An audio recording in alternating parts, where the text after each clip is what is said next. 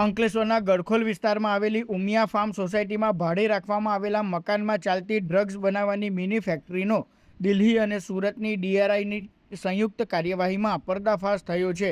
દરોડા દરમિયાન અંદાજે ₹40 લાખની કિંમતનું એમડી ડ્રગ્સ જપ્ત કરવામાં આવ્યું હતું.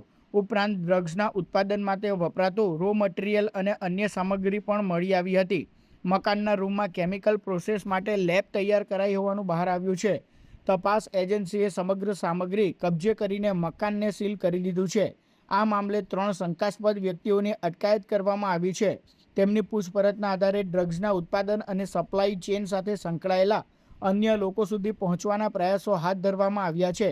ડીઆરઆઈ દ્વારા સમગ્ર કેસમાં વધુ તપાસ ચાલુ છે.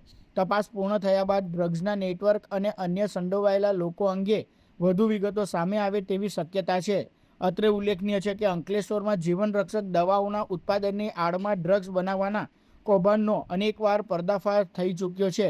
ત્યારે વધુ એક વખત નશાનો કાળો કારોબાર ઝડપાતા ખળભળાટ મચી જવા પામ્યો છે.